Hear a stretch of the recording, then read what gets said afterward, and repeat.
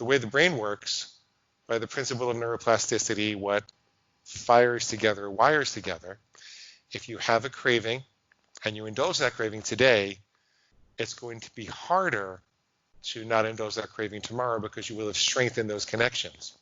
You're either always getting better or getting worse at those moments. And every craving is an opportunity for either self-love or self-harm with food. And what we want to do is always use the present moment to be healthy.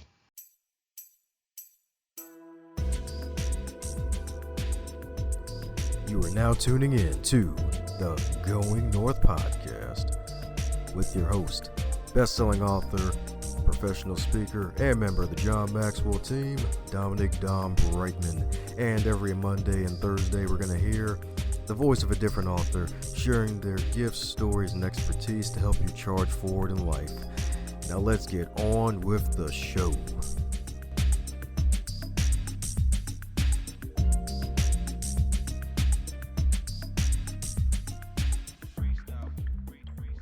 And today on the Going North podcast, we bring you some fabulous humans from across the globe. Today is no different. Well, actually, today is different because today's author, my goodness, he is a Ph.D., a veteran psychologist, and was a longtime CEO of a multi-million-dollar consulting firm which has serviced several Fortune 500 companies in the food industry. And this wonderful gentleman right here has sold over $30 million of marketing consultant services over the course of his career. And this fabulous man right here may have been seeing him and his company's previous work. There is a research in major periodicals like the New York Times, Los Angeles Times, the Chicago Sun-Times, Indiana Star-Ledger, the New York Daily News, so on and so forth. And what's even more powerful is that this guy right here has not only helped multiple Fortune 500 companies, he has truly added so much value to the universe, because right now he is the gold, if not platinum, medal winner of 4,100 plus Amazon book reviews for his fabulous book. So let's give it up for the GL himself, the man who brings the gold himself, Dr. Glenn Livingston. How you doing today, sir? You're making me feel like a rock star. You can just call me Glenn, and I'm doing great. I've been looking forward to this. Woohoo! Yes, indeed. When I saw the offer from one of your PR folks, I'm like, oh, this is freaking awesome. Like, all right. And then saw your resume, I'm like, oh, okay, all right. Another rock star appears. You're funny. Woohoo! Well, as with all introductions, they tend to have cavities. So mind filling in some things where I may have missed some things in the introduction? Tell us about the wonderful Glenn. You know, what you need to know about me is that I'm not just a doctor who decided he wanted to work with obesity or weight loss. I'm a guy that had a really serious binge eating problem myself. The best way to describe it is if you were ever in New York and you stopped at a delicatessen or a pizzeria and they said, "I'm sorry, but we're all out," the odds are that I was there before you. That's kind of the best way to describe it. I'm 6'4", I'm modestly muscular, and when I was young, I would work out a lot. I discovered if I spent 2 or 3 hours at the gym that I could eat whatever I wanted to, and I really liked to eat, and I did not think it was a problem. I thought it was a great thing I discovered, that I could eat whatever I wanted to if I worked out for 3 hours a day, and I'd have, boxes of pizzas and boxes of muffins and boxes of donuts and 5 or 6 chocolate bars and boxes of Pop-Tarts and you name it. If it wasn't nailed down, it was in my stomach. And I really enjoyed myself. I thought it was a great time. But when I got a little older, when I was 22, I was married. And I was in graduate school where I had to commute 2 hours each way. And I was seeing patients, and I was helping my wife at the time to run the business. And there was maybe, a half an hour a week that I could work out. I could barely squeeze in time to get to the gym at all. But I found that the food, it had a life of its own, and I couldn't stop eating like that. So even though I wasn't working out and I was older and I was sitting more, my teenage metabolism was slowing down. I just kept eating 5, 6, 7,000 calories a day. And before you knew it, I was getting heavier. Not in a straight line. I'll tell you the rest of the story in a second. But well, I mean, what I mean is I get heavier, then I lose weight, and then I get heavier, then I lose weight. And each time my top was a little higher. I remember weighing in at around 257 at one point.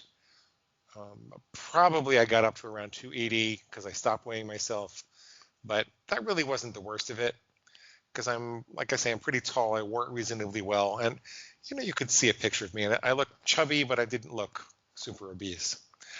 The real problem was the obsession with food interfered with my presence of mind. And Dominic, what was always most important to me was being a really great psychologist, because my parents are psychologists, and my sister and her husband and my step parents are psychologists, and my grandmother and my cousins and my aunts and my uncles. There are 17 therapists, and they're not all Ph.D. psychologists, but there are 17 therapists in the family.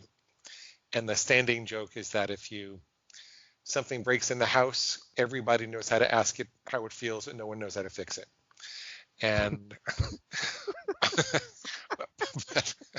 I like your laugh. But I was born with that mentality that the important thing to do in life was to help people. And so I was working with suicidal clients. I was working with people right after an affair, and was suddenly in a very responsible position. And I found I couldn't be 100% present. And it's really difficult to help people in high-risk situations if you can't be present. Psychology is not really like solving a jigsaw puzzle, like it might seem like it is on TV. It's more like lending people your soul. And Wow. Well, yeah, because if you can't lend them your soul, then they're never going to love and trust you enough to think new thoughts and make new changes. And so I'd be sitting with these suicidal clients, and I'd be thinking, when can I get to the pizza place? And so I wasn't fully effective. I didn't lose anybody. I put in a lot of time and energy, and I wrote a lot, and I sought a lot of supervision. I never lost anyone, but I lost a lot of sleep, and I just wasn't the best I could be, and it really bothered me. So coming from the family that I came from, I went to all the best doctors in and around New York City. That's where we lived. And I went to see psychologists and psychiatrists. I took medication. I went to Overeaters Anonymous. I even at one point did a 40,000 person study because I didn't have kids and I didn't commute. My wife traveled for business, so we couldn't have kids. And I worked at home, so I had a lot of time on my hands to do work. And I wound up with a dual career, also doing consulting for industry. And I was running all these big research studies. And so I said, well, let me do one for myself. And I set up a research study which ran for about 5 years back in the days that internet clicks were cheap. And I asked people I asked them what foods they struggled to stop eating and what was bothering them in their life. Were they feeling stressed at home, at work, or were they feeling lonely, depressed? What was bothering them in their life? And I found a couple of interesting things. Among them, the one that was most relevant for me was that people who struggled with chocolate, and all my binges used to start with chocolate and then progress to pizza and Pop-Tarts and all those other things. The people who really struggled with chocolate, they tended to be lonely or depressed. And so I thought that was a great interest. And see, in those days, I really thought that you could love yourself then. I thought that if you could fill the hole in your heart, then you'd stop trying to fill the hole in your stomach. And that was my paradigm. That was the way I was trying to skin the cat. And I don't like that analogy when I think about it because it's kind of cruel to the cat, but you know what I mean. That's how I was trying to solve the problem. And I wound up asking my mom, who was a therapist, if she could help me understand how that pattern got set up in my life, because she was there. And I said, Mom, it makes sense. I'm in a bad marriage and I'm feeling kind of lonely and depressed, but what is it in my upbringing that set me up to go to chocolate when I felt like this. And she gets this horrible look on her face, and she says, "I'm so sorry, Glenn." And I said, "Mom, what is it? It's okay. It's 40 years ago, whatever it was. Just tell me what happened. I just want to understand it." And she said, "Well, I'm so sorry, but when you were 1 year old in 1965, your dad was a captain in the Army." This was a conversation a long time ago. That's why the math doesn't add up. I'm 55 now. But your dad was a captain in the Army, and they were talking about sending him to Vietnam, and I was terrified because we were trying to get pregnant with your sister, and I thought, am I going to be an Army widow with two small kids and no way to support them, and I'm going to really miss him, and I'm going to be overwhelmed. And at the same time, your grandfather, my dad, he had just gotten out of prison, and I had no idea that he was guilty, and I'd idolized him my whole life, and so my whole world fell apart. And there you were running over to me all the time, wanting to play or cuddle or have some food, some healthy food, but I didn't have the wherewithal, at least not all the time. And so I bought a refrigerator and I kept it on the floor, a little one of those floor refrigerators. And I would put a big bottle of chocolate Bosco syrup in there. And when you'd come running over to me, I'd say, "Glenn, go get your Bosco."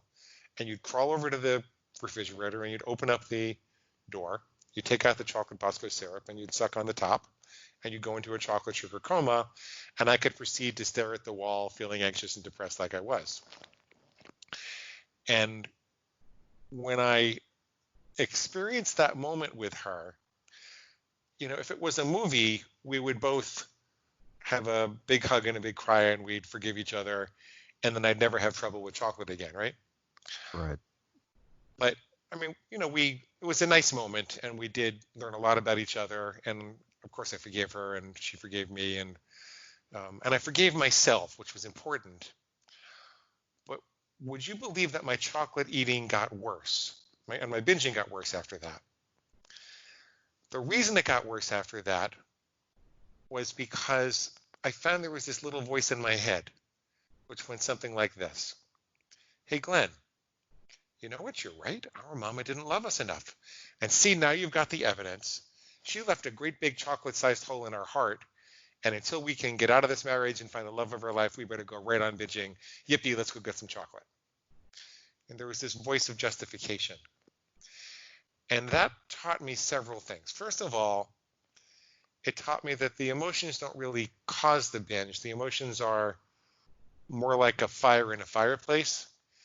And if you think about it, a fire in a fireplace in the center of a home becomes a place where people gather and make memories. It really becomes the center of hearth and home, as long as the fireplace is well contained. But if you have this thing that's poking holes in the fireplace and even one ash can get out, then the fire can burn things down. So that's where I first got the inkling that maybe it was easier to fix the fireplace than to put out the fire.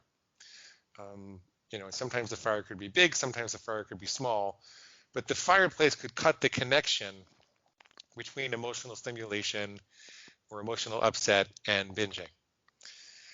Then there are a couple of other things that happened that really flipped the paradigm from love yourself thin to, be the alpha dog in the pack, taking control and dealing with a challenger for leadership rather than trying to love yourself thin.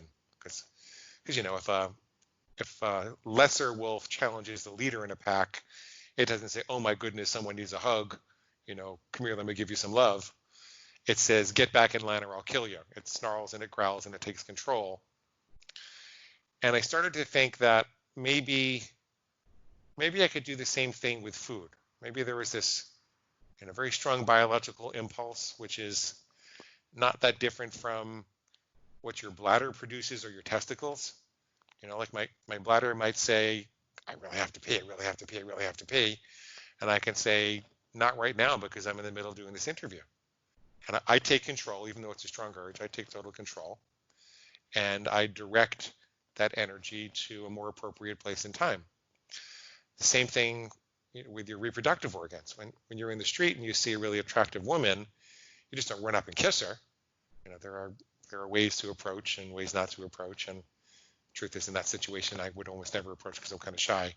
But you know what I mean? There's this very strong biological urge that's pressing for leadership. It wants to take over your central leadership facility, but there's no reason you can't tell it that you're not going to do that. You're going to feed it in the way that you see fit at the right time in the right place. Then the last thing that's really snapped things into place, well, two last things. One was that I was consulting for Big Food, and I saw the billions of dollars that they were putting into engineering these hyper palatable concentrations of starch and sugar and fat and oil. And they were all designed to target our bliss point, our evolutionary bliss point in the reptilian brain, a very primitive part of the brain that's responsible for feasts and famine responses and fight or flight and kind of emergency perception and action. And I said, now wait a minute, that part of the brain doesn't know love. The reptilian brain doesn't know love. It looks at something in the environment and it says, do I eat it? Do I mate with it? Or do I kill it? Love is a function of the mammalian brain, which says before you eat, mate, or kill that thing, what about your loved ones and your tribe? What impact is it going to have on, your connections? And what about the person you want to be in the world? What about your character values? What about your contribution? What about your long-term goals like weight loss and fitness and finance and all the other things? Those are all upper brain functions. They evolved more recently. Whereas the foods that people binge on are really targeting the primitive brain, and they're designed to override it. They want to hit your bliss point without giving you enough nutrition to feel satisfied. And they're engineering these food-like substances. It's not real food. It's food-like substances. And I always say that, make no mistake about it, every time that you're looking for love at the bottom of a bag or a box or a container, there's some fat cat in a white suit with a mustache who's laughing all the way to the bank. So I said, okay, those are outside forces that have nothing to do with whether or not my mama loved me enough. And, I just kind of put that all together and I said, well, there's the binge brain and there's the regular brain. Like, there's the lizard brain, the reptilian brain that's very primitive and says, oh my God, this is an emergency, hand over the chocolate and nobody gets hurt. And then there's the mammalian brain that says, well, what about your need to be present in relationships? And what about your, need to be this kind of leader in society? And what about your weight loss goals and your fitness goals and your health goals and what you want to accomplish in the long term? And that was all in my upper brain. And at the time, I was reading everything I could about alternative addiction treatment. I wasn't finding the answer in the food space, so I was looking in drugs and alcohol. And I came across a guy named Jack Trimpey who wrote a book called Rational Recovery. Very good book. And he'd been helping people quit drugs and alcohol for decades. And, I don't want to talk too much about him because he's kind of protective over his work. But let me just say that he identified the bifurcated brain, the lizard brain versus the rest of us. And he noted that the seat of addiction was in these emergency responses in the lower brain. And he suggested very aggressively separating the lower from the upper brain in terms of your thoughts. And so what I did at the time, and I had to make a lot of modifications to make this work, but I said that I'm going to call my lower brain, and I was never going to share this, Dominic. This is going to be something very private. I'm going to call my lower brain my inner pig. And I'm going to draw a very clear, bright line that separates healthy versus unhealthy behavior. Something as simple as, I will never have chocolate on a weekday again. I'll only ever have chocolate on a Saturday or Sunday. And then if I hear anything in my head that says, well, even though it's Wednesday, you worked out really hard and you're not going to gain any weight if you have some chocolate, at least not a bar or two. You can start again tomorrow. I'd say, well, wait a minute, that's not me. That's my pig. My pig is squealing for pig slop. Chocolate on a weekday is pig slop because of the rule I made. And I don't eat pig slop, and I don't let farm animals tell me what to do. And, I want you to know I'm a very sophisticated psychologist. I've done gigantic projects for really big companies. I've published all kinds of articles. I've been in all these different, television and news and media papers. I'm a very sophisticated and compassionate psychologist. So it's kind of embarrassing to say what worked for me was that I don't eat pig slop and I don't let farm animals tell me what to do. But that's what worked for me. And it wasn't a miracle. It wasn't an immediate fix. But what it would do is wake me up at the moment of impulse and give me the option to make the right decision. What was immediately better was a sense of powerlessness and confusion and like, you know, a part of this is, well, why did I have the 5 bags of potato chips? Or what's wrong with me? Why can't I do this? That was gone. That was gone because I then knew it was a conscious decision. And I started to say, well, I'm making my own rules. There's no point in breaking my own rules. I'll just adjust them until there's something I can live with. And before I knew it, I made different rules and I was experimenting and I got better. My triglycerides came down and I lost the weight slowly. Now I hover around 200, 205.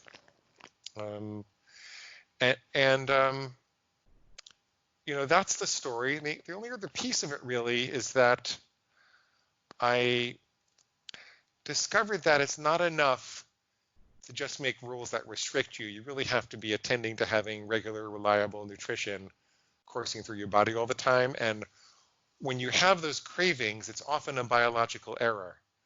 So there's often something legitimate being craved.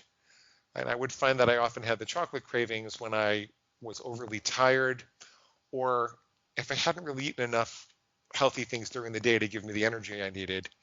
And I slowly but surely discovered that if I drank a big kale banana smoothie, that those cravings would go away. I wouldn't get high or have the same level of enjoyment that I would have from having 6 chocolate bars, but the craving would go away and it didn't feel like there was this torturous itch that I was going to scratch or kill somebody. It took the itch away. So that's my story. As I was getting divorced, the CEO in a publishing company that I was a minor part of asked me if I could write a book. And I told him about this journal that I'd been keeping for 8 years about me versus my inner pig. I guess I left that part out. I spent 8 years writing about all the different things the pig said and what was wrong with them. And he loved it. And he proceeded to lose 100 pounds after I sent it to him. Not immediately, but over the course of 18 months or so.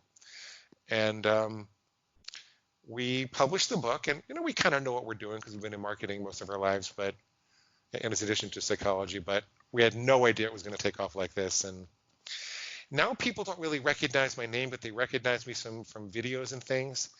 And so I can be in a bookstore and someone will come up to me and they'll start pointing at me and they'll say, pig guy, which is not what you want to happen on a first date. No. Que sera, sera. That's my story. That's how this all happened.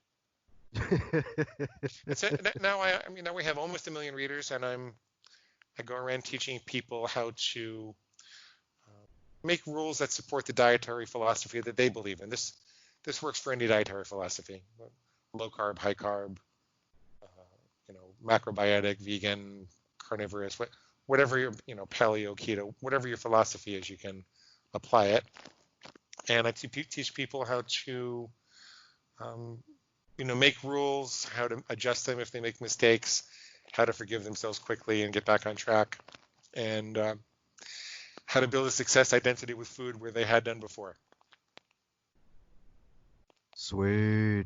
Yeah. So of all the animals, why a pig? Was it Charlotte's Web, or what inspired the pig? Gosh, I don't even know. I mean, I guess maybe because I was called a pig when I was a kid. I don't know. And if I had it to do over again and I knew it was going to be public, because remember, this was a private journal for 8 years before I dared to introduce it to the world.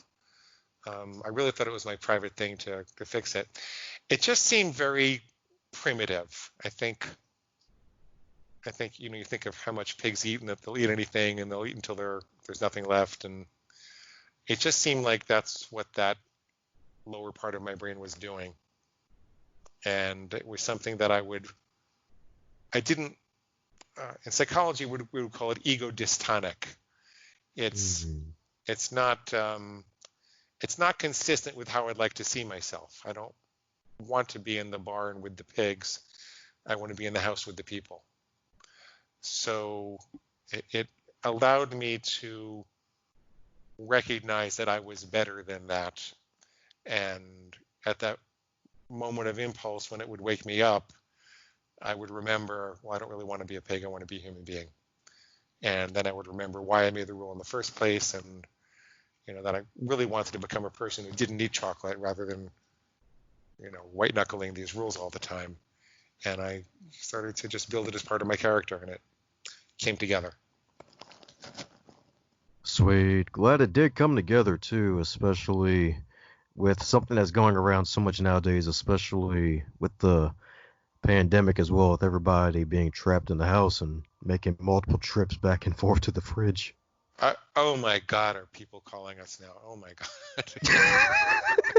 I mean, it's funny because they're scared to spend money. So our coaching programs are actually, we're a little bit worried, but the activity level is ridiculous. Because the pandemic puts us in a state of fear. Besides altering our everyday lives and routines, and most people struggle with food when that happens, it puts us in a constant state of fear. And that brings the lower brain into emergency status, and it tells you that you have to do something about it right now. And my brother-in-law says, he's a psychologist too, he says he's telling people, don't try to calm the storm, calm yourself and the storm will pass. And I find that that's a really strong message, and you can use food and this way of developing a center around food. Like, you can take one simple rule and start to focus on that one simple rule. We can talk more about how to pick that if you want to. But you can focus on it and start to watch yourself try to break it. You don't have to call it your inner pig. You could call it your food demon or your food monster, or just don't think of it as a wounded inner child or some part of yourself that you need to nurture and love. This is something you're superior to and taking control over, like you would take control over your bladder or your testicles or your ovaries. It's not something that it's critical that you see it as inferior to you. It's critical that you see that you have the power over it. That's how this works. It's a take no prisoners approach. It's not a love your inner wounded child approach. But you can make that rule and then listen for the things that the pig might say. Like for example, if a pig says, "Oh, it's just as easy to start tomorrow. You exercised hard enough today, even though it's a Wednesday." Well, the truth is, it's not just as easy to start tomorrow. The way the brain works, by the principle of neuroplasticity, what fires together wires together. If you have a craving and you indulge that craving today, it's going to be harder to not indulge that craving tomorrow because you will have strengthened those connections. So you're either always getting better or getting worse at those moments, and every craving is an opportunity for either self-love or self-harm with food. And what we want to do is always use the present moment to be healthy. If you're in a hole, stop digging. You don't want to dig a deeper hole to climb out of tomorrow. So always use the present moment to be healthy. So that's just an example of how you could calm yourself in the storm. And in some ways, it's a real opportunity. This is not the end of the world. I promise you it's not the end of the world. Even if it is the end of the world, I for one, would prefer to go down centered in my healthy eating practices, knowing that I was in control of my impulses until the very last moment, rather than my pig making me a slave to its impulses. It would be a nicer way to enjoy the balance of your life, whether that's a few days or a few decades. If there is a heaven, I think that God would probably be happy with me for living like that, and at least I think she would in those last couple of moments. So, but the bottom line is, calm yourself. Pick a practice. If it's not food, pick something else that's important to you. Yoga, cleaning the house, whatever it is. Pick a simple practice, make a simple rule, and watch how your mind tries to get you to break that rule. And then ask what's wrong with the argument that it's trying to make to get you to break it, and write this all down, and you'll feel calmer in the pandemic, and you won't have the same strong need to eat all the junk. Because you don't want to gain your freshman 15 again in the next month, right? So. Oh God, no. But when I live in a condo, when I go downstairs to where we normally recycle our cardboard, there's just like a mountain of pizza boxes now. So I know what everybody's doing just from that. But even if I were in my position. Oh, the pizza shops are like, economic delay. Man, we got a boom. Yeah. I could probably put my kids to college now. Yeah. It's a good time to own a pizza delivery place. It's like, yeah. Some of them they probably don't have to sit in anyway. That's the funny part about it. It's like, yeah, we just basically 10x'd everything.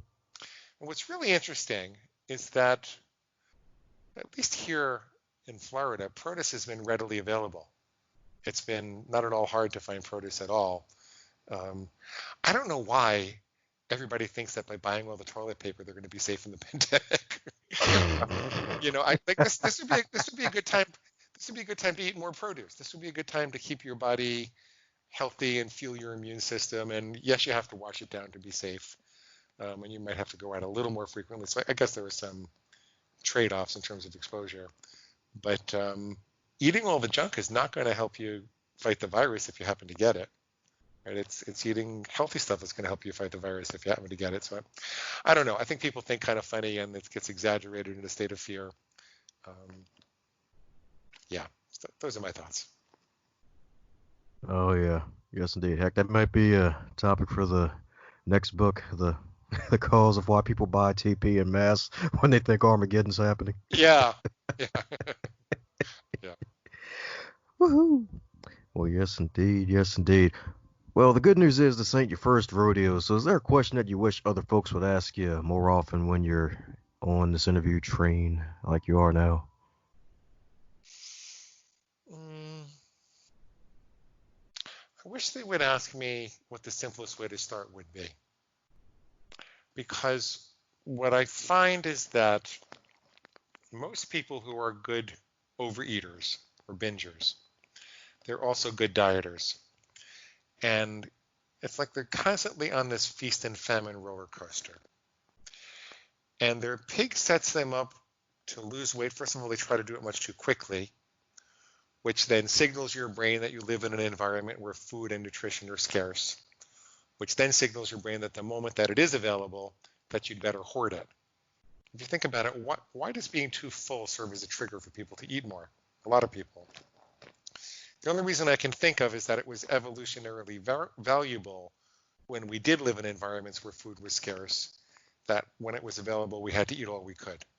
Otherwise, it doesn't make sense to want to eat more when you get too full. But anyway, the manifestation of this in practical life is that when people think about being good, they really think about depriving themselves on a very high bar. They read all these diet books and they're going to follow all these rules, and all of a sudden they're going from having 3,500 calories a day to having 1,300 calories a day, and that eventually fails. It's my experience. They have so many different strict rules. So I ask people, just to get started, what if we didn't even worry about losing weight, assuming it's not a medical emergency?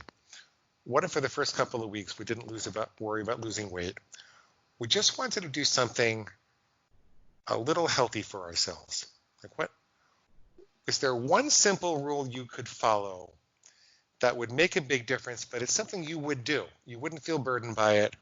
You kind of been thinking about it in the back of your mind for a while. And I'm talking about things like, what if you didn't eat in the car? Like, what if you said, I'll never eat in the car again? Or even just as an experiment for 30 days. What if you don't eat in the car for 30 days? You draw a very clear line like that, and you don't do anything different. Maybe, I was someone who had most of his calories in the car, so that would make a big difference for me. Maybe that's not you. Maybe you're someone who's overdoing bread and pasta and bagels and stuff, so maybe you'll say, I'll only ever have 8 ounces of pasta and 2 slices of bread on the weekends. In other words, I won't eat any starch. Or maybe that's not such a big deal for you. Or maybe I'll never eat while I'm standing up again, or I'll never eat in front of a TV again. Or I will always start my day with 2 giant glasses of celery juice and a little bit of citrus or something. What I'm saying is you can create positive habits as well as focusing on negatives, and you can create conditional rules. And which, like, I'll only ever have chocolate at a Major League Baseball game, or that would work better for pretzels than chocolate, but you know what I mean. And just something really simple that would make a difference. I know a guy who lost 150 pounds. He was a truck driver, and he was eating at fast food restaurants 3 times a day or more. And he said, I'm not going to quit fast food. That's just ridiculous for me in my profession. But I'll tell you what, I won't go back for seconds. And before you know it, he was cutting out a substantial amount of junk from his diet, and he was eating the things that he wanted to, which was not a healthy diet, but he started to lose weight. And then once the ship was moving, you get a little inspired and you want to do one more, or you want to tighten it up a little bit. And that's how that guy wound up losing 150 pounds. I find that the best way to turn the ship around and get it moving in the right direction is with one simple rule. So might be for people who are eating mindlessly, I always put my fork down between bites, right? So everybody knows what it is. It's just take a breath and ask yourself, what one simple rule could I follow that would make all the difference in the world, even though it wouldn't take a lot out of me. It wouldn't be that hard to do. Maybe I'm not going to lose weight right away. Maybe this is just something I'm doing to prove that I can get control back, and that I can make rules, and I can play this game and listen for what my inner pig is telling me to try to get it broken, and that I can figure out how to either disempower that or ignore it. Maybe it's just to get a little bit of sanity back and stop obsessing so much about food. And then you can add another rule that'll help you lose weight later on. One simple thing. Don't set the bar too high. Sometimes you got to go to kindergarten before you go to college. So that's been my experience. Sweet. And that was a powerful answer, and that's really great that you gave those multiple tips and that one tip of just starting on one thing and just setting that one rule for yourself, because that's actually setting yourself up for building up that discipline that a lot of folks are lacking nowadays. Yeah. Yes, indeed. Yes, indeed. Heck, even me included from time to time. Well, and people think that discipline takes away their freedom, but the truth is that you don't have freedom without discipline. If I fancied myself a jazz musician in college, and in order to express my soul in a spontaneous improvisational way, I had to practice scales like crazy, and I had to engage in the discipline of studying the structure of music so that I could improvise away from it but know where the structure was to come back to. And I couldn't just have been a jazz musician just sitting down and playing whatever the heck I felt like, because it wouldn't have had any structure or meaning. It's that discipline that let me express my soul. Same thing if you think about your car. If it weren't for the discipline of the engineers who ensure that when you turn the wheel 30 degrees, the steering wheel 30 degrees to the right, that the wheels turn 30 degrees to the right, you wouldn't be able to drive anywhere, and your radius of locomotion would be much smaller. You couldn't, freely go 50 miles this way, 50 miles that way. Discipline creates freedom. It doesn't take away freedom. I think that's why Jim Rohn said that a life of discipline is better than a life of regret. A life of discipline is better than a life of regret. And I've always found that to be true. Heck yeah, amen to that right there. My man Jim Rohn, the legend. The black belt. Oh, I love Jim Rohn. Master. Yeah. Yes, indeed. Yes, indeed. It's kind of like Ip Man to Bruce Lee when it comes to Tony Robbins, and Jim Rohn to Bruce Lee and Ip Man. It's like, so this is the teacher of Bruce Lee in personal development. All right. We all have our mentors. Woohoo! Well, speaking of mentors, if you're to wake up tomorrow and you were 25 again, but this time in the current year of 2020 with all of your amassed, I might as well call it armor, really, of all of your experience, what advice would you give to yourself? I would tell myself that ending overeating is a lot simpler than I thought it was back then. I tell myself to sever the connection that I believed was there between emotions and overeating, that there were very practical ways to stop overeating that didn't require me to get into psychoanalysis for 20 years or contemplate my navel or reach nirvana or have a spiritual awakening, that I could just attend to the problem in this very practical way.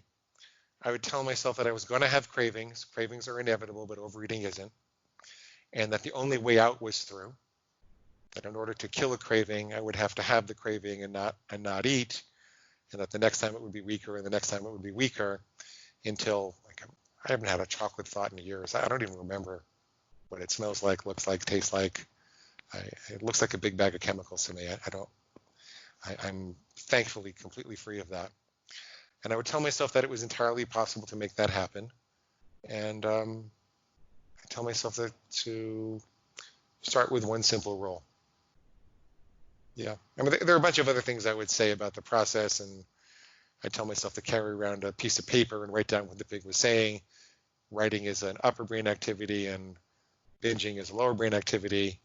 So that immediately takes you into your upper brain and gives you opportunities to make other choices. But mostly I tell myself to take a breath, tell myself that as soulful as all of that soul searching was, and as much as I got out of talking to the therapist and going to Overeaters Anonymous and even taking medication for a little while, as much as I learned, as much as that shaped the spiritual, soulful person that I am, that it didn't really help me at all with my binge eating.